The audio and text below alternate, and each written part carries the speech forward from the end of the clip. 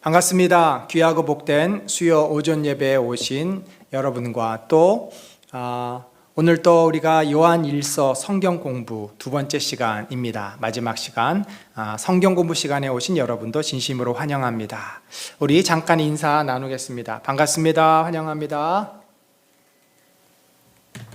이 시간에 오늘 주실 말씀을 우리들이 함께 살펴보도록 하겠습니다. 말씀은 하나님의 사랑을 받았기에 그 사랑으로 서로 사랑하자라는 제목입니다. 요한일서 4장 7절로 11절을 우리들이 같이 교독합니다.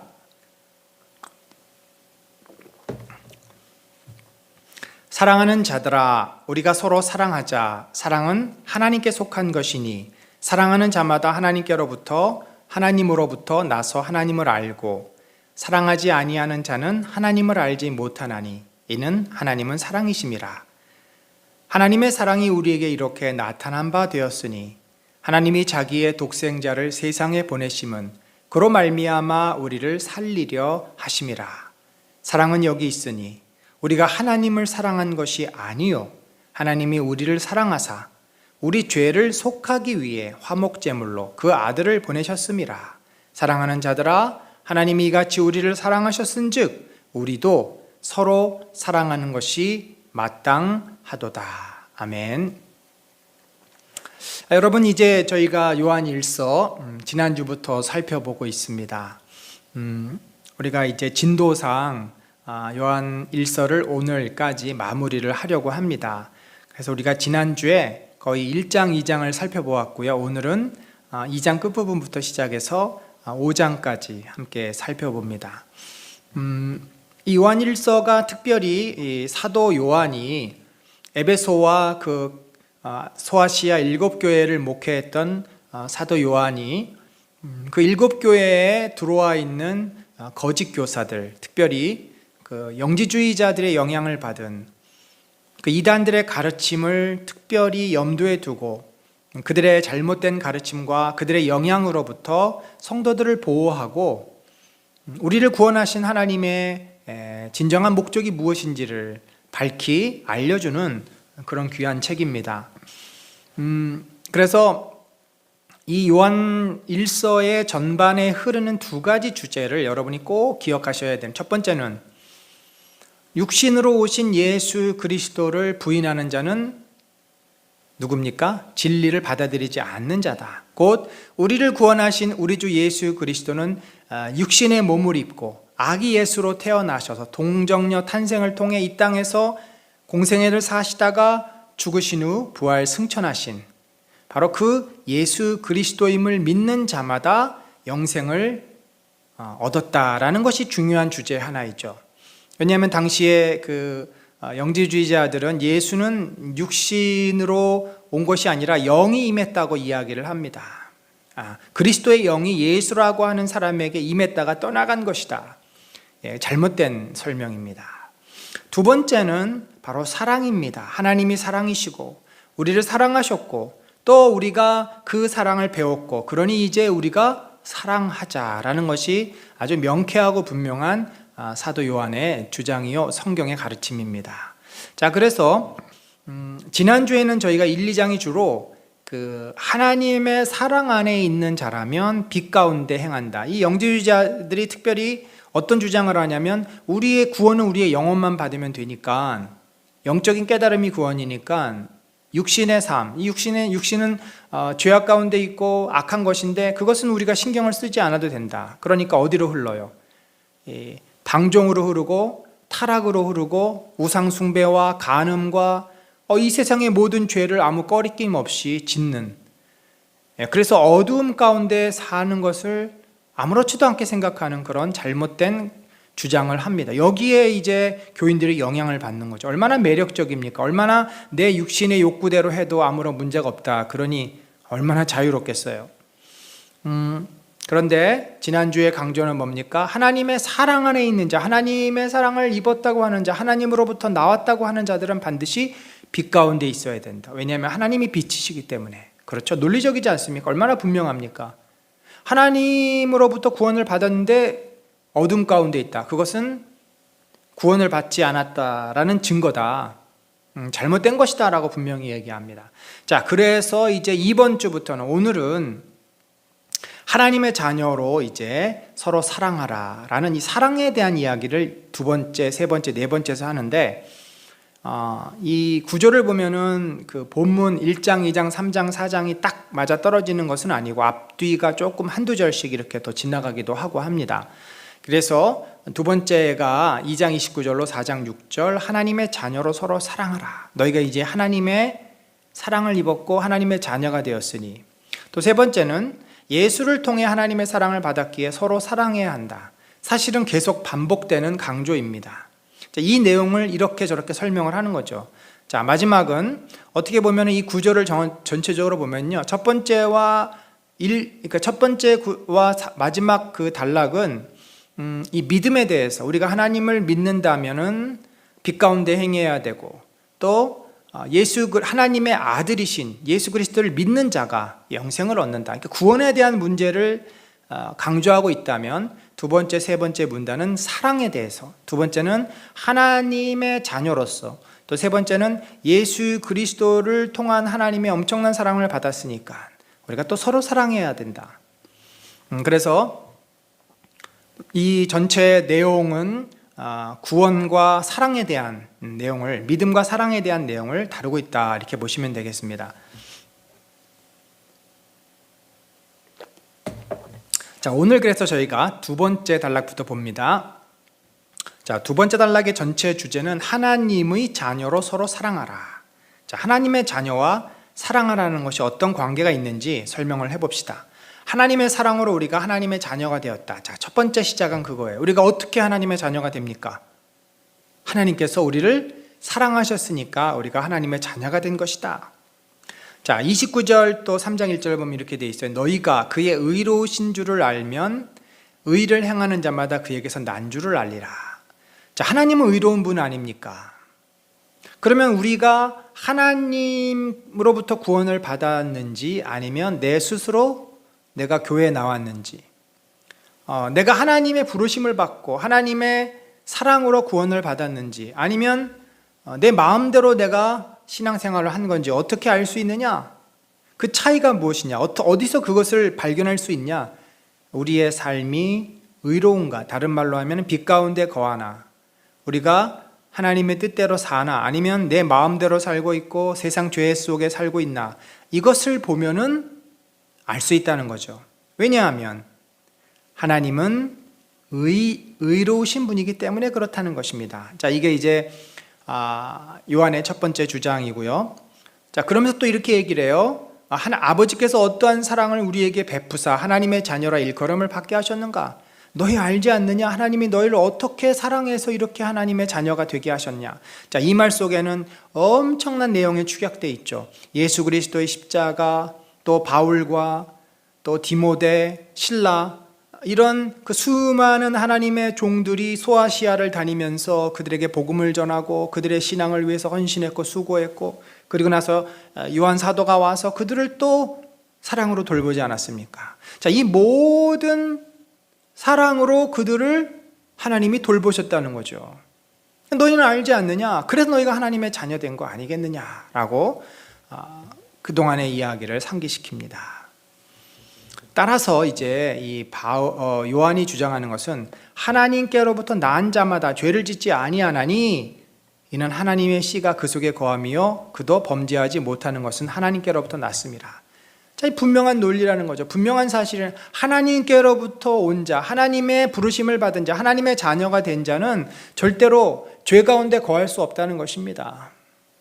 여러분, 내가 예수를 믿는데 여전히 이전에 했던 사기를 치고 거짓말을 하고 강도짓을 합니다. 그러면 그게 진심으로 예수를 믿었다고 우리가 인정할 수 있을까요? 인정하지 못합니다. 왜냐하면 그것은 믿은 게 아니라 예수를 그냥 인정하고 아는 거죠. 받아들인 것에 불과한, 믿는다는 것은 내가 죄인임을 고백하고 내 죄를 회개하는 것이 전제가 됩니다. 어떻게 인간이 자기의 죄를 고백하지 않고 회개하지 않고 구원을 받을 수 있습니까? 구원이라는 게 그렇게 간단한 문제가 아닙니다. 왜 구원을 받아야 돼요? 내가 내 스스로 구원할 수 없으니까 내 모든 것을 내려놓고 하나님을 받아들이는 게 구원이지. 그저 예수님은 구세주셔, 하나님의 아들이셔, 나 인정해, 받아들여. 내 안에는 여전히 내가 왕인데 그분을 그냥 옆방에 살짝 받아들인 그걸로는 우리가 구원을 받을 수가 없습니다. 왜 언론에 전과 몇 번, 대도 이런 분들이 감방에서 이제 감옥에서 예수를 믿어가지고 착실한 어떤 모범수가 돼서 가석방이 됐는데, 언론에 보니까 나온 지 얼마 안 돼서 또다시 도둑질을 하고 또다시 사기를 쳐가지고 또 잡혀 들어가는 경우가 있어요. 심지어 그런 분들 가운데 목사가 된 분도 있습니다. 우리가 그 진정성을 받아들일 수 있을까요? 그 속이야 우리가 감히 어떻게 알겠습니까마는 그들이 여전히 사기를 치고 여전히 또 절도 행각을 한다면 아무리 무슨 목사 안수를 받고 뭘 해도 그걸 우리가 받아들일 수는 없는 것입니다. 왜 우리는 하나님께로부터 낳고 하나님을 믿으면 범죄를 할 수 없는가? 하나님의 씨, 아주 유명한 말입니다. 이 seed of God은 칼빈이 나중에 기독교 강요에서 사용한 말인데 바로 이게 종교성이라고 해석하기도 합니다만, 여기서는 이제 성령으로 우리가 그렇게 이해해야 합니다.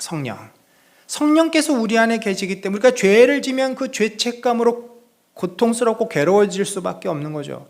습관을 따라 죄를 지을 수는 있지만 바로 회개하고 돌이키게 되어 있는 것이 예수를 진정으로 믿는 자의 모습입니다. 그러니까 예수를 믿는 사람이 완벽해져서 죄를 안 짓는다가 아니라 죄를 짓죠. 습관이 있으니까. 그렇지만 회개하고 돌이키면 점점 죄로부터 멀어지게 되는데, 진정으로 예수를 받아들이고 믿지 않는 사람은 그러한 정화의 과정, 회개의 과정이 없다는 것입니다. 그래서 여전히 죄 가운데 머무르게 되는 거죠. 그것은 굉장히 큰 차이입니다. 자, 그렇기 때문에 우리가 하나님의 사랑을 받은 자다, 우리는 하나님의 종이다라고 아무리 말을 해도, 나는 누구에게 목사 안수를 받았고 난 어디에서 신학을 공부했고 아무리 얘기를 해도 나는 신학 박사고, 결국 뭐예요?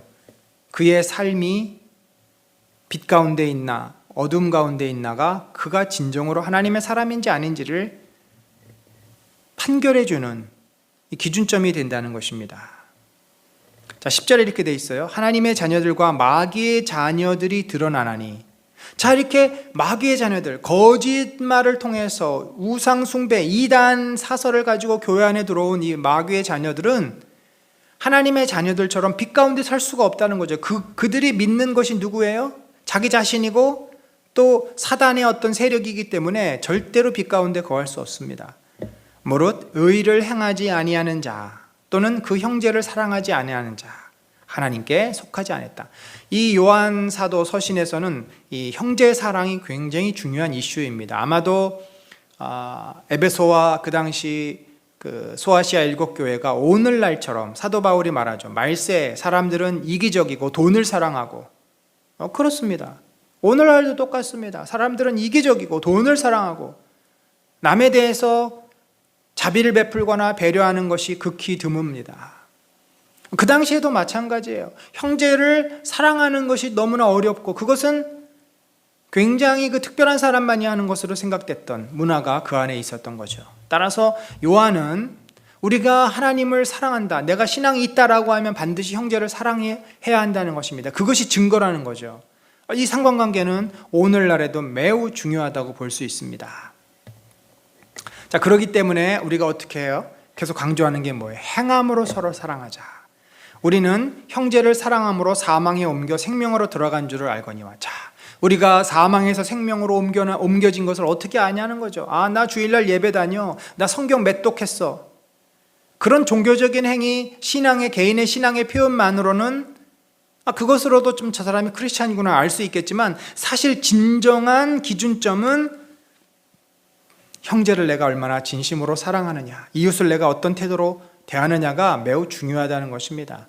그것이 안 돼 있으면 아직까지 이 사람이 생명이 있는지 없는지, 생명이 있는 것 같긴 한데 잘 모르겠어. 그런데 진심으로 형제나 자매나 어려운 자나 그런 사람들을 돌아보고 긍휼히 여기는 마음 갖고 그들을 도와주려고 하는 마음을 발견했을 때 저 사람은 분명히 예수를 믿는 자고 저 안엔 생명이 있어 라고 확신 있게 얘기할 수 있다는 거죠. 반대로 형제를 사랑하지 않고 형제를 위해서 희생하거나 헌신하지 않고 이웃을 사랑하지 않는 자는 어떤 자예요? 여전히 사망 가운데 머물러 있다라는 자죠. 여러분, 신앙은요, 이 관념이 아니라고 늘 말씀드리지 않습니까? 이념이 아닙니다.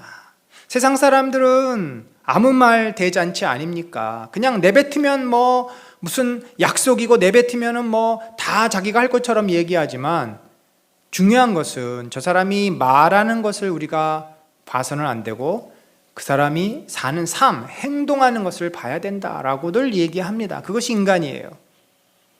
그래서 그 사람의 행동을 통해서 말의 진정성을 우리는 확인할 수 있는 것입니다.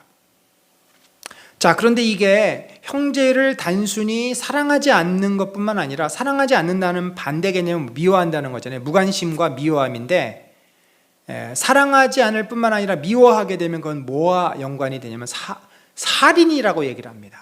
살인. 여러분, 살인이 얼마나 끔찍한 일입니까? 그런데 예수님도 말씀하셨어요.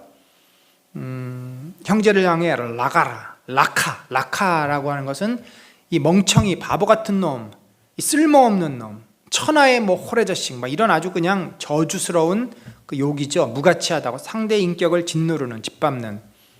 그렇게 얘기하는 것도 살인다. 요즘 인격살인. 이미 예수님이 산상수훈에서 얘기했던 것을 요한이 그대로 표현하는 겁니다. 그러면 형제를 살인하는 자가 영생이 그 속에 있을까요? 없는 거죠. 그래서 바울은 너희가 덕이 되는 말을 하도록 하라라고 합니다.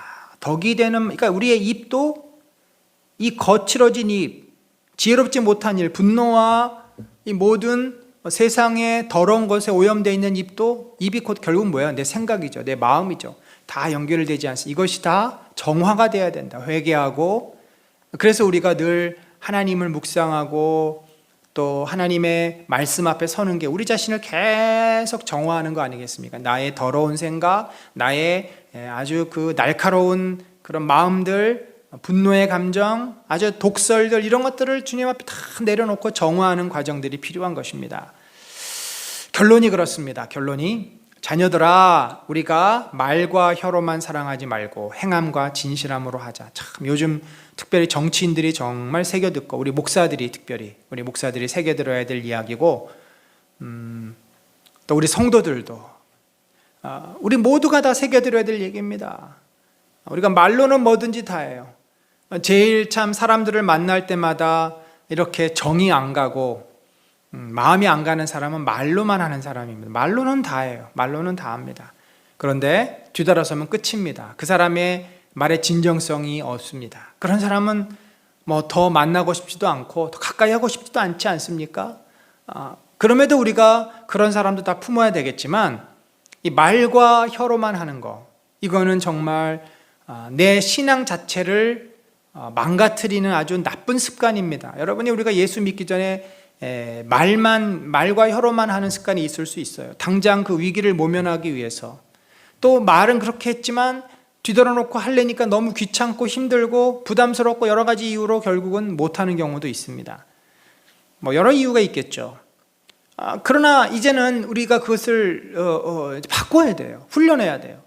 적어도 내가 할 수 있는 말만 하든지, 아니면 내가 한 말은 꼭 지키도록 노력을 하든지. 그래서 크리스찬은 누구인가? 진실한 자입니다. 뭐가 진실한 것인가? 말한 대로 사는 것이고, 말한 대로 그대로 맞아 떨어지는 게 진실한 것 아닙니까? 우리는, 세상 사람들은 자기 편리한 대로 말을 하고 뒤돌아서면 말을 바꾸고 이러겠지만, 우리는 꼭 진실하게 말을 하고 말한 것은 또 지키는, 예는 예라 하고 아니면 아니라 하고 예수님이 가르쳐 주신 말씀대로 그렇게 살아야 되는 것이고, 특별히 사랑의 문제에 있어서 말로 아이고 추운데 가서 좀 따뜻한 데 가서 몸 좀 녹여, 배고픈 데 가서 밥 좀 사 먹어, 이렇게 말로만 하지 말고 추위에 떠는 사람에게 자기 옷이라도 하나 주고, 배고픈 사람에게 먹을 거 있으면 사다 주고, 아니면 있는 돈 나눠서 가서 따뜻한 밥 한 끼 사 먹도록 하고, 이렇게 행함과 진정성 있게 해야만 그것이 진짜 사랑이라고 요한은 얘기하고 있는 것입니다.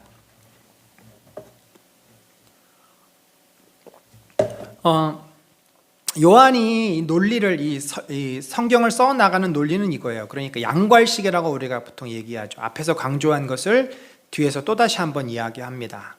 대부분의 성경 저자들이 이 키아즘적인 그런 기법을 써요. 앞에서 한 말을 뒤에서 다시 한번 반복을 합니다. 그러니까 이거예요. 논리가 하나님은 사랑이시기 때문에 그 사랑으로 우리를 구원했어요. 그러므로 우리는 뭐예요? 그 하나님의 사랑을 받은 자로서 우리 안에 뭐가 있어요? 영생이 있잖아요. 영생이 있는데 그럼 영생을 어떻게 있다는 것을 어떻게 증명할래? 우리가 사랑을 하고 우리가 빛 가운데 거하면 그 하나님이 나를 구원하신 것을 나는 알 수 있는 겁니다. 그러니까 우리가 하나님의 사랑으로부터 시작해서 이 계명을 순종하는 것으로 나가고 계명을 순종하면 결국은 뭐예요? 우리는 또 하나님에게 속해 있는 겁니다. 그러니까 처음과 끝이 하나님이에요. 하나님이 구원하셨고 하나님에 속해 있고 자, 그 중간에는 뭐예요? 우리는 뭐예요? 하나님의 사랑을 받은 자로서 하나님의 사랑을 받는 것만 아니라 행하면 우리가 하나님께 속해 있는 거죠. 그래서 시작이 하나님이요 마지막이 하나님이고 그 가운데 우리는 뭐예요? 하나님의 사랑을 받은 자니 하나님의 사랑을 베풀어라. 이제 그 말을 하는 겁니다. 자, 사랑하라는 계명을 지키면 우리는 주 안에서 속한 자이다. 자, 하나님이 우리를 사랑하셨으니까 너로 서로 사랑해야 된다. 진정한 믿음은 행함으로 드러나는 것이다. 하나님이 의이기 때문에 빛 가운데 거해야 되는데 빛 가운데 거하는 것 중에 가장 핵심적인 게 사랑이잖아요.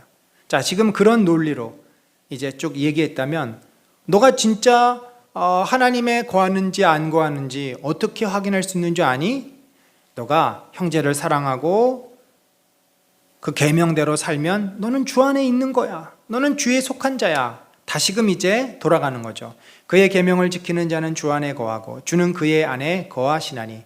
여러분, 요한복음에서 요한복음 15장에 또 10장에 또 무슨 말씀을 했어요? 이 양과 15장에는 포도나무에 비유해서 이 포도나무와 가지가 서로 내가 너 안에 너가 내 안에 거한다라는 그런 표현을 많이 쓰지 않습니까? 거한다, 어바이드라고 하는 이 단어가 요한 1서에 매우 많이 나옵니다. 계명을 지키는 자는 주 안에 거하고 주는 그의 안에 거하시나니. 거한다라고 하는 표현은요, 딱 달라붙어 있다라는 뜻이에요. 어바이드, 바로 옆에 이렇게 같이 사는 거예요. 그러니까 마치 부부, 가족이 된다는 거죠, 가족. 그러니까 주님이 내 안에 들어오셔서 나와 함께 사는 거예요. 먹고 자고 같이 씻고 같이 어디든 가고 주님이. 그래서 우리가 주와 동행하는 것이 가능한 것이 주님이 내 안에 내 식구로 또 내가 주님 안에 주님의 가족으로 들어갔기 때문에 가능한데 그걸 어떻게 알아? 하나님이 저 하늘에 계시지 내 마음속에 있어. 너가 계명을 지키고 빛 가운데 거하면 하나님이 너와 함께 하시는 거야. 하나님의 씨가 네 안에 있어. 성령이 너와 함께 하셔. 왜냐하면 그것은 하나님의 성품이기 때문에 그래 라고 지금 요한이 말을 하죠. 그래서 이것이 우리에게 주신 성령으로 말미암아, 아까 그 하나님의 씨라 그랬잖아요. Seed of God이 결국은 Holy Spirit, 성령을 말합니다. 성령께서 우리 안에 거하시기 때문에 우리가 주님 안에, 주님 우리 안에 포도나무와 가지의 비유처럼 그렇게 있는 줄을 우리가 알게 된다. 따라서 이제 결론, 그거에 대한 예수를 시인하지 악한 영을 이제 쫓아내라는 거죠.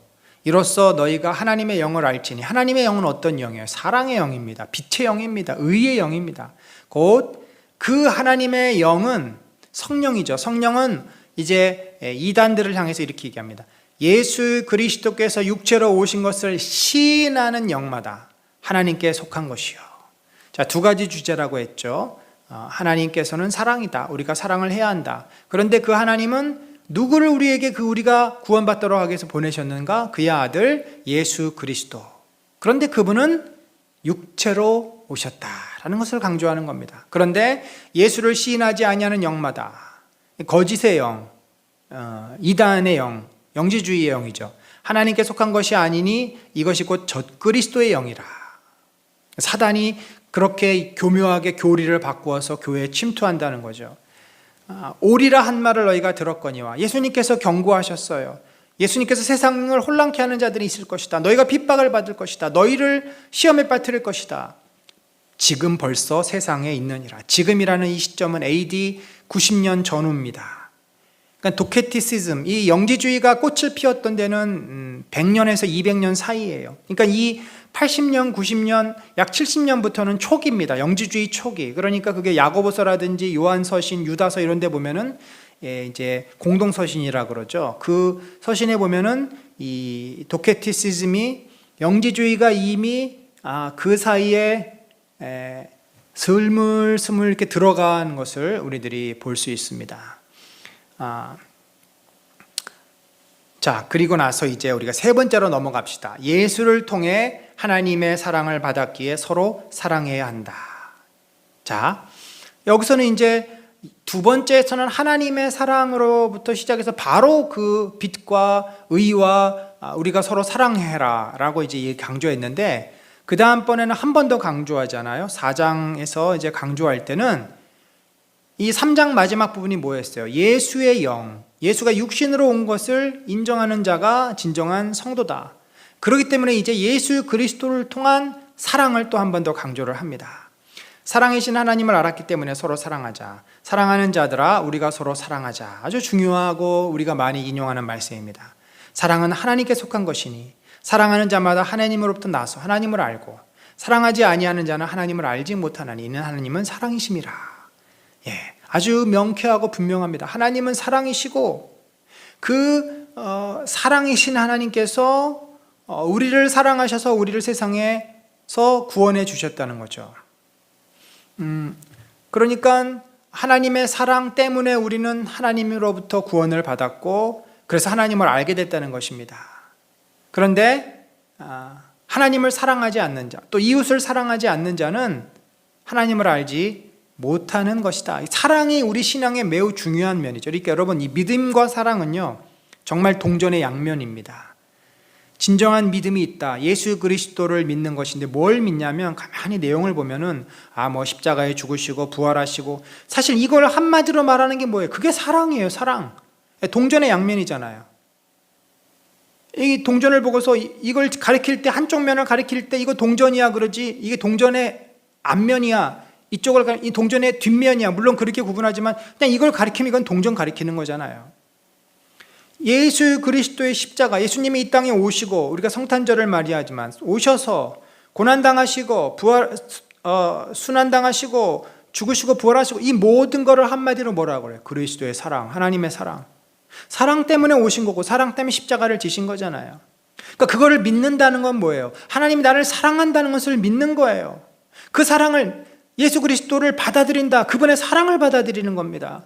그분의 존재도 받아들이지만 그분이 나를 사랑하신 그 사랑을 받아들이는 거예요. 그럼 내 안에 뭐가 있어요? 예수 그리스도의 존재, 성령이 계시지만 그 성령이 나를 향한 뜨거운 사랑도 나한테 있는 거예요. 내가 엄마 아빠를 사랑한다고 했을 때, 또 내가 내 아내를, 남편을 사랑한다고 했을 때 그 존재를 내가 받아들일 뿐만 아니라 그분의 마음, 그분이 나를 향한 진심과 사랑을 다 받아들이는 거잖아요. 그 진정한 인격적인 신뢰, 인격적인 교제, 인격적으로 내가 그를 완전히 영접하는 거 아닙니까? 매우 그 중요한 관계 아니에요. 부부관계, 가족관계. 사랑이 없으면 그 관계는 특별한 관계가 안 됩니다. 하나님이 우리를 사랑한다는 것을 무엇으로 증명했냐면 십자가로 증명한 거잖아요. 그렇기 때문에 우리는 그 사랑을 받아들였고 사랑을 알았고, 그러니까 당연히 사랑하는 것이 마땅하다라는 것이 요한의 논리인데, 얼마나 명쾌하고, 원래 요한복음이 굉장히 논리적이고 명쾌한 책입니다. 헬라인들에게 기록된 책이기 때문에 요한 일서도 군더더기가 없어요. 반복은 되고 있지만 표현 자체는 굉장히 명쾌합니다. 이는 하나님은 사랑이시다. 테오스, 에스틴, 아가페. 아주 분명해요. 뭐 이렇게 막 꼬고 그런 말이 없어요. 자, 하나님의 사랑이 우리에게 이렇게 나타난 바 되었으니 하나님이 자기의 독생자를 세상에 보내심은 그로 말미암아 우리를 살리려 하심이다. 자, 하나님의 사랑이라는 걸 이제 증명하는 거예요. 자, 이 4장에서는 예수 그리스도를 통한 하나님의 사랑을 나타내니까 앞에서는 하나님의 사랑만 얘기했다면 이제 4장에서는 그 사랑의 좀 더 디테일한 내용, 예수 그리스도를 말하고 있습니다. 하나님께서 우리를 사랑하셨는데 그게 이렇게 표현된 거야. 이러한 선물을 주신 거야. 이런 은혜를 주신 거야. 그게 뭐냐면 자기의 독생자.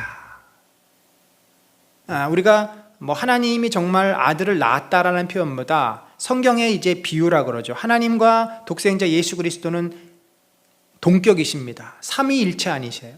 하나님의 존재, 예수 그리스도의 존재가 다 계십니다. 그런데 그분의 관계는 독생자, 구원을 위해서 이 사명을 받고 이 땅에 오신 겁니다. 독생자를 세상에 보내심, 곧 자기 자신이 가신 거죠. 삼위일체의 교리로 오면은 하나님 스스로가 인간의 몸을 입고 오신 거예요. 그 하나님께서 인간을 향한 그 안타까운 마음으로 자신의 육신을 입고 오신 거예요. 그로 말미암아 우리를 살리려 하십니다. 자, 그럼 어떻게 예수님이 이 땅에 오셔서 우리를 살리셨는가? 사랑은 여기 있으니. 자, 사랑의 내용이 이거나 우리가 하나님을 사랑한 것이 아니요. 우리가 무슨 하나님을 사랑합니까? 우리는 늘 하나님을 거부하고 싫어하고 부담스러워하고 피하려고 하고, 그게 탕자 비유의 둘째 아들의 마음 아닙니까? 그 좋은 아버지 집을 부담스럽다고, 난 좀 더 자유롭고 싶다고, 내 마음대로 살고 싶다고 뛰쳐나가잖아요. 아담과 하와가 그 좋은 에덴 동산에서 하나님이 모든 걸 다 주시고 단 하나 하나님의 권위를 인정하는 선악과만 먹지 말라고 했는데도 그것마저도 자기들이 원하는 대로 가지려고 하나님의 권위와 하나님의 인격을 쏭두리째 무시하고 짓밟은 것입니다. 우리는 하나님을 사랑하지 않습니다. 하나님에 대한 사랑은 성령께서 우리에게 주시는 거지. 우리의 본질은 나를 사랑하는 거죠. 우리 인간이 얼마나 이기적입니까? 얼마나 악합니까? 나밖에 모르잖아요. 심지어 가족들 사이에서도 나밖에 모릅니다. 하나님이 우리를 사랑하사 우리 죄를 속하기 위하여 화목제물로 그 아들을 보내셨습니다. 자, 독생자를 보내신 이유가 뭐예요? 죽이기 위해서 보내셨습니다. 희생시키기 위해서 보내셨어요. 여러분, 그런 거 있지 않습니까?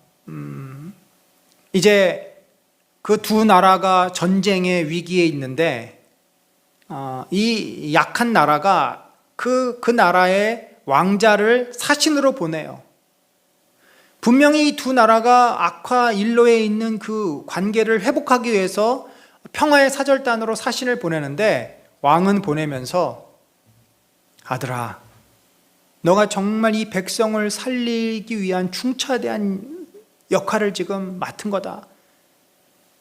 네가 비록 가서 다시 못 돌아올 수도 있고, 네가 거기서 죽을 수도 있지만, 너가 정말 이 나라와 그 나라의 관계를 회복하기 위한 사신으로 간다면 이 아비는 너무나도 고맙겠구나. 그 왕자는 그 왕의 간청을 기쁨으로 받아들이고, 아버지, 제가 이 나라 백성을 위해서 제 한 몸 잘못된들 그것이 얼마나 대수이겠습니까? 저는 죽더라도 그것은 영광스러운 죽음이라고 생각합니다. 그리고는 가서 그 적국에 가서 장렬하게 전사를 한다면, 그 대신 두 나라의 이제 깨진 관계가 회복이 되고 이 나라의 백성들이 평화를 얻을 수 있다면, 그 보내는 왕자를 보내는 그 아비의 마음이 어떤 거예요? 불구덩이에 자식을 보내는 거잖아요. 불구덩이에 무엇 때문에? 수많은 백성을 살리기 위해서. 그게 바로 화목제물인 거죠. 하나님이 우리를 사랑하신 하나님의 사랑이 이렇게 너희에게 드러났다. 이것이 하나님이 너희를 사랑한 증거다라는 것입니다.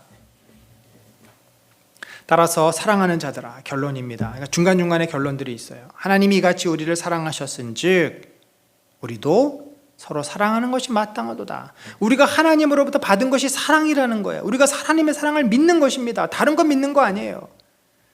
하나님이 우리를 그렇게 사랑하시는 것을 믿고 받아들였다면 우리의 가슴이 늘 어때야 되겠어요? 그 하나님의 사랑 때문에 내 가슴이 늘 뜨겁고 감사와 또 기쁨으로 가득 차 있어야 하고, 좀 내가 손해를 보더라도, 좀 내 것이 없어지더라도 그것이 그렇게 중요한 것이겠어요? 하나님의 사랑을 늘 받는 자들인데 우리는.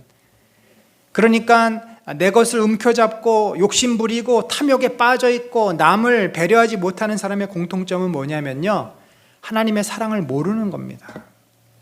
여러분, 한번 제가 중요한 숙제 드립니다. 오늘 이 설교를 지금 듣거나 앞으로 들으시는 분에게 반드시 제가 이것은 여러분이 평생에 걸쳐서 해결해야 될 숙제예요. 아주 중요한 숙제 하나 드리겠습니다. 저도 해결하고 있어요 지금. 여러분, 내가 만약에 내가 뭐 주머니에 돈이 많이 있던 적게 있던 상관없이 내가 내 것을 누구에게 주려고 할 때 아깝고 주기 싫고 나 먼저 써야 되는 생각 때문에 굉장히 주저하게 되고 결국은 다음에 하지, 나중에 돈 생기면 할 거야, 이렇게 미루고, 혹시 이런 습관이 있거나 이런 경험이 있는 분들은 잘 들어보세요. 과연 내가 하나님이 나를 사랑한다는 것에 대해서 얼마나 많이 깨닫고 있는가? 여러분, 인간은요, 사랑을 진정으로 경험해 보지 못한 사람은 사랑이 뭔지를 잘 몰라요. 왜 부부 사이에 서로 사랑한다고 말은 하지만 그 사랑이 너무나 짧습니까? 유효기간이 1년이 채 되지도 못해요. 2년, 길어야 3년. 그게 다 이 페로몬이라고 하는 그 호르몬 때문에 그런 거 아닙니까? 그러니까 이 육체적인 사랑의 그런 어떤 호르몬적인 사랑이 끝나버리면 남남처럼 지내요. 그게 일반 사람들의 모습입니다. 사랑이 뭔지를 몰라요. 여러분, 내가 누구에겐가 자비를 베풀고 긍휼을 베푸는 것이 어렵다면 어디로 돌아가야 되냐면 하나님의 사랑을 내가 얼마나 깨닫고 있는가. 내가 하나님의 날 정말 이렇게 사랑하셔라고 감격하고 기뻐해 본 적이 있는가. 그걸 많이 고민해 보시라는 겁니다. 오늘 여러분이 다른 거 다 기억 못 하셔도 이거 하나만 기억하세요. 요한의 주장은 그겁니다. 하나님이 너희를 이만큼 사랑하시지 않았냐? 하나님이 너희를 이만큼 사랑하셨다. 아들을 죽이기까지, 아들을 화목제물을 바치기까지 사랑하셨다. 그래, 너는 요거 정도는 사랑해야 할 수 있지 않느냐? 너희 안에 이미 그 큰 하나님의 사랑이 있는데 너희 요만큼도 사랑 못하냐? 이 말이에요. 이 말이에요. 여러분, 우리가 얼마나 사랑에 인색한 이 현대 사회를 삽니까? 그러면 다시 어디로 돌아가야 되냐면 나는 하나님의 사랑을 얼마나 많이 깨달았나? 내가 얼마나 하나님의 사랑을 실제적으로 몸으로 느끼고 마음으로 확신하고 경험하고 있나? 그냥 머릿속에 하나님을, 인간을 사랑하셔서 예수님을 보내셨, 그런 그 머릿속의 생각은요, 아무 도움이 안 돼요. 오히려 그것은 우리를 스스로 속입니다. 내가 뭘 알고 있다고 속여요. 여러분, 신앙은요, 절대 머릿속에서 깨달음이 아닙니다. 그건 또 다른 의미의 영주주의예요. 이단이에요. 그거에 머물러 있으면 이단적인 삶을 살게 돼요. 삶과 내 지식과 분리된, 그렇게 인간이 되어 있습니다. 그러니까 내가 진정으로 아까 말했잖아요. 믿음과 사랑은 동전의 양면이에요. 내가 정말 하나님을 믿는다 하는 것은 하나님의 사랑을 내가 얼마나 경험하고 체득하는가. 그러니까 모든 것이 다 연결이 되는데, 진정하게 내가 하나님을 믿느냐, 다른 말로 하면은 내가 얼마나 하나님이 나를 사랑하셨는지를 제대로 깨달았느냐. 그러니까 내 믿음의 깊이는 내가 하나님이 나를 사랑하신 그 하나님의 크기, 넓이, 깊이, 바울이 계속 기도하잖아. 이걸 깨닫기를 원한다. 이걸 너희가 알기를 원한다. 그것을 아는 만큼과 저는 정비례한다고 봅니다. 믿음이 있다? 믿음이 아주 단단한 사람이다? 그러면 하나님이 나를 사랑하시는 그 사랑, 하나님이 나를 위해서 헌신하신, 버리신 예수 그리스도의 사랑을 그만큼 깨달은 것입니다. 우리 아이들을 키울 때 아이들이 부모의 사랑을 얼마나 압니까? 부모가 아파봐야, 부모가 어려움에 처해봐야 그제서야 아이들이 부모에 대해서 생각을 하고, 철이 들었다고 하는 말은 자기들이 부모로부터 얼마나 사랑을 받고 있는지를 깨닫고 조금이라도 부모를 배려하고 돌보려는 그러한 마음을 가질 때 우리가 철이 들었다고 하지 않습니까? 여러분, 우리가 신앙에 철이 좀 들어야 합니다. 너무 철이 없는 신앙이들이 요즘 많아요. 하나님이 우리가 뭐가 아쉬워서 우리를 위해서 예수 그리스도까지, 자기 자신이 그 고생을 하며 그 고통을 당하며 자신이 창조한 피조물에게 멸시천대를 받으면서 하시겠습니까? 그 하나님의 정말 상상할 수 없는 놀라운 사랑을 조금이라도 우리가 묵상하고 깨달았다면 우리가 이렇게 철없이 행동할 수 있겠습니까?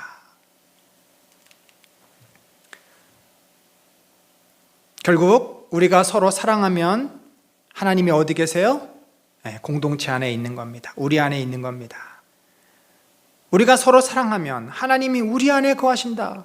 논리적으로 맞잖아요. 하나님이 사랑이시고 그 사랑이 우리 안에 있고 그러면 서로 사랑하게 되잖아요. 그러면 하나님은 분명히 우리 안에 있는 겁니다. 요한은 또다시 예수 그리스도가 하나님의 아들임을 강조합니다. 예수를 하나님의 아들이라 시인하면 하나님이 그의 안에 거하시고 그도 하나님 안에 거하느니라. 결국 또다시 반복하죠. 하나님이 우리를 사랑하시는 사랑을 우리가 알고 믿었노니 하나님은 사랑이시라. 사랑 안에 거하는 자, 하나님 안에 거하고 하나님도 그의 안에 거하시느니라. 아까는 사랑하는 자는 주 안에, 같은 말을 반복하고 있어요. 역시 요한복음 15장 거한다, 어바이드라는 단어를 3번이나 반복하면서, 그러니까 이 사랑과 예수 그리스도, 하나님, 믿음 다 이게 연결되는데, 왜냐하면 하나님 자신이 사랑으로 가득 차 있는 분이기 때문에 그래요. 더 나아가서 이제 누구든지 하나님을 사랑하노라 하고 그 형제를 미워하면 이는 거짓말하고 앞에서는 살인까지 했다고 그렇게 하지 않았습니까? 왜 그러냐? 보는 바 형제를 사랑하지 아니하면서 보이지 않는 하나님을 사랑한다는 것이 말이 안 된다. 이것도 굉장히 논리적이죠. 여러분 뭐 이런 말 있잖아요. 야, 친구들끼리, 야 인마 너 요즘 어렵다며? 걱정하지 마. 내가 요번에 새로운 사업 아이템 좋은 게 있는데 내가 그거 대박 나면 너 내가 1억 지원해 줄게. 야 근데 너 오늘 나 배고파서 그래 점심 좀 사라. 자, 이게 말이 안 된다는 거죠. 지금 당장 밥 한 끼 사주지 않으면서 자기가 돈 벌면 1억을 주겠다. 그것은 진정성이 없는 것입니다. 자, 그러면 이것도 저 녀석 밥 한 끼 얻어먹으려고 또 큰 소리 하네. 야, 알았어, 가자. 뭐 이렇게 넘어가는 건데, 그 논리예요. 형제를 미워하면서 하나님을 사랑한다? 그거는 말이 안 된다는 거죠. 그래서 예수님도 너희가 하나님 앞에 예배 드리기 전에 마음에 불편함이 있고 누군가와 싸웠고 갈등하면 가서 먼저 회개하고 화해한 다음에 예배를 드려라. 하나님은 그런 예배를 기쁘게 받으시겠어요? 이 화해하는 게 어렵다. 그러면 어떻게 되겠어요? 최소한 하나님 앞에 나와서 그 문제를 가지고 씨름하며 회개하며 기도해야 되겠죠. 하나님, 제가 오늘 마음에 이런 불편함이 있습니다. 제가 누군가를 미워합니다. 제 마음이 견딜 수가 없습니다. 저를 용서하시고 이 마음을 사라지게 해주십시오. 그를 받아들이고 용납하게 해주십시오. 하나님 앞에 나와 회개하며 매달리며 기도해야죠. 그래야 하나님께서 그 예배를 받으십니다. 자, 5장으로 마지막으로 넘어갑시다.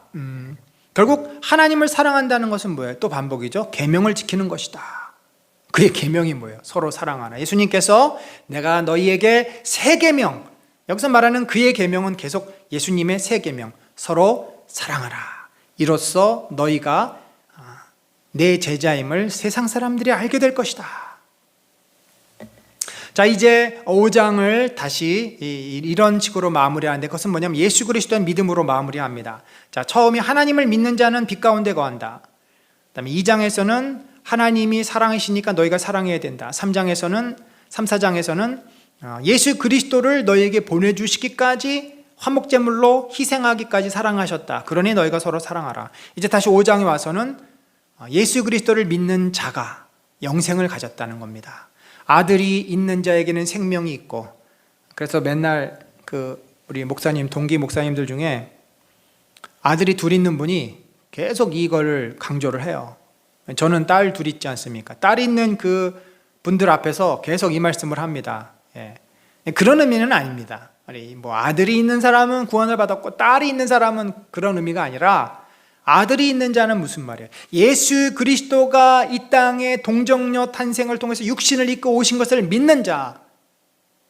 이 도케티시즘이라고 하는 것은 나스틱시즘, 그러니까 영지주의의 한 중요한 분파인데 가현설이라고 그럽니다. 예수 그리스도께서 그 영만 온 거다. 그 부활했을 때도 그의 육신이 아니다. 그냥 귀신, 도깨비일 뿐이다. 가현설을 얘기하는 건데, 아들이 있는 자, 진정으로 육신으로 온 예수 그리스도를 믿는 자에게는 생명이 없고 아들이 없는 자, 예수 그리스도를 부인하는 자, 요즘 다 이단이 그렇지 않습니까?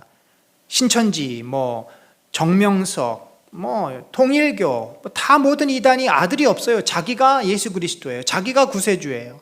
거기에는 저주와 멸망만 있을 뿐입니다. 결국 요한이 이 편지를 쓴 이유가 뭐예요? 내가 하나님의 아들의 이름을 믿는 너희에게, 이것을 쓴 것은 너희로 하여금 너희에게 영생이 있음을 알게 하려 함이라. 너희에게 영생이 있다. 그 말은 너희가 예수 그리스도를 하나님의 아들, 우리의 구세주로 받아들이는 자마다 영생을 얻게 되고, 서로 사랑하는 자에게 영생이 있음을 내가 확인시켜주고 그렇게 살게 하려 함이다 라는 말씀입니다. 자, 그래서 다시 그가 강조하죠. 19절에 또 아는 것은, 그러니까 we know that 이렇게 돼 있어요. 우리가 이 that 이하를 안다. 우리가 이것을 안다. 우리는 하나님께 속하고 온 세상은 악한 자에게 처한 것이다. 그렇죠? 어디에 속해 있느냐? 우리는 하나님의 것이다라는 것입니다. 또 이것을 안다. 20절에 하나님의 아들이 이르러 우리에게 지각을 주사, 지각이라고 하는 것은 깨닫게 하는 능력인데 바로 성령의 내주하심으로 우리가 영적인 깨달음을 얻습니다. 바울은 이것을 너희가 성령을 통해서 하나님을 아버지라 부른다라고 말합니다.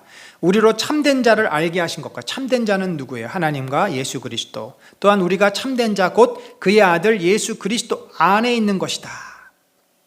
그러니까 우리가 예수 그리스도를 믿음으로 그분이 우리에게 알 수 있는 영적인 눈을 열어주셨고, 또 그래서 우리가 예수 그리스도 안에 있다라는 것입니다. 예수 그리스도 안에, 예수 그리스도와 함께 동행한다는 거죠. 그는 참 하나님이시여 영생이시라. 이것은 영생을 요한이 뭐라 그랬어요? 영생은 하나님의 아들 예수 그리스도를 아는 것이다 라고 표현했어요. 요한복음 16장인가요? 나와 있는 그 말씀을 여기서 다시 한번 반복을 그가 하고 있습니다. 결론입니다. 우리는 하나님의 사랑으로 화목제물이신 아들을 통해 하나님의 자녀가 되었습니다. 요한의 출발이 이거예요. 하나님의 사랑을 통해 하나님의 자녀가 되었다. 그러면 하나님의 자녀가 된 자는 어떻게 해야 돼요? 이 나스틱주의에서는, 영지주의에서는 하나님의 자녀가 돼도 자기 마음대로 살아도 된다고 했지만 우리는 그렇지 않다는 거죠. 죄를 지면 안 되고 의를 행해야 됩니다. 왜냐하면 하나님이 의이시고 하나님이 사랑하시니까. 그 의 중에, 그 계명 중에 가장 중요한 것은 형제 사랑입니다. 형제를 사랑하는 자는 생명이 있음을 증명하고 하나님과 주 안에서 거하게 된다. 그렇죠? 우리가 하나님을 알게 되었잖아요. 하나님의 사랑을 입었잖아요. 그러면 그에게 뭐가 있어요? 사랑이 있으니까 그 사랑으로 형제를 사랑하는 거죠. 자, 형제를 사랑하는 것이 보이면 저 사람은 예수를 믿는 자구나, 하나님을 믿는 자구나, 하나님의 아들이구나. 그러면 주님과 함께하고 주님 안에 거하겠구나. 자, 주 안에 거한다. 이게 다 요한적인 표현이고요. 이제 그 저자마다 자기가 좋아하는 표현이 있는데 하나님과 주 안에 거한다. 요한의 표현이죠. 따라서 사랑이신 하나님의 사랑을 받았으니 그 사랑을 본받아 서로 사랑하자. 자, 여러분, 우리가 오늘 이 요한 1서를 통해서 이 현대를 사랑하는 우리들이 굉장히 중요한 거, 말로만 우리가 살지 말자는 거죠. 말로만 살지 말고 우리가 하나님의 사랑을 받지 않았습니까? 그러면 우리가 사랑에 있어서 바울처럼 깊어지고 그 사랑의 깊이와 넓이와 높이가 어떠한지를 깨달아. 우리가 점점점 사랑으로 서로를 받아들이고 서로를 용납하고, 그것이 가정에서, 교회에서, 그런 아름다운, 그게 천국이잖아요. 그게 믿음이 성장하는 겁니다. 오늘 이 요한 1서를 통해서 우리가 진정으로 이 코로나 시대에 얼마나 내가 진정성 있는 믿음 생활, 곧 다시 말해서 사랑을 경험하고, 하나님의 사랑을 경험하고 하나님의 사랑을 베푸는 삶을 살고 있나. 오늘 내준 숙제 여러분 꼭 기억하십시오. 내가 사랑하는 것이 힘들고, 내가 이기적이고, 내가 돈에 대해서 벌벌 떨고 구제하고 나눠주는 것이 불편하고 힘들다. 어디로 돌아가요?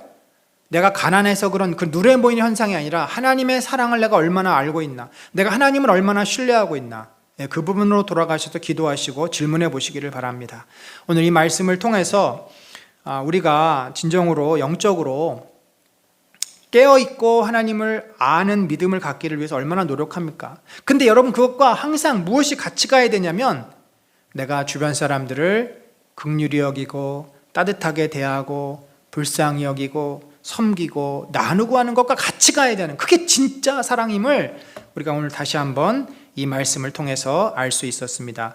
오늘 이 말씀을 통해서 주님 주시는 놀랍고 크신 은혜가 넘치시기를 간절히 축원합니다. 하나님, 요한 사도를 통해서 우리의 신앙의 진정성을 점검해 보게 하시니 감사합니다. 우리가 말과 혀로만 사랑하지 않고 행함과 진실함으로 사랑할 수 있는 우리의 믿음이 머릿속에 갇혀진 관념적인 신앙이 아니라 내 가슴을 타고 흘러 진정으로 손과 발로 우리 이웃들에게 표현되는 믿음이 되기를 바라고, 주님, 그것이 하나님께서 우리를 사랑하신 크고 놀랍고 영광스러운 사랑임을 압니다. 그 사랑을 깨닫게 하소서. 그 사랑을 내가 더욱 신뢰하고 받아들여서 나도 주님처럼 주변 사람들을 진심으로 섬기고 사랑하는 사랑의 자녀들, 그래서 주와 늘 사랑 안에서 거하고 주와 늘 사랑으로 하나가 되고, 그러한 우리가 가정에서 교회에서 진정한 사랑의 공동체를 이루게 인도하여 주옵소서. 지금은 우리 구주 예수 그리스도의 놀라우신 은혜와 하나님 아버지의 무한하신 사랑과 성령님의 감화 감동 교통하심이 오늘 요한 사도를 통하여서 참으로 사랑에 대해 우리가 다시 한번 깨닫고 내가 하나님을 믿는 것과 내 삶의 사랑의 드러남이 하나가 되기를 소망하며 더욱더 깊은 믿음, 깊은 사랑으로 성장하기를 소망하는 모든 심령 위에 지금부터 영원까지 함께 하실지어다. 아멘.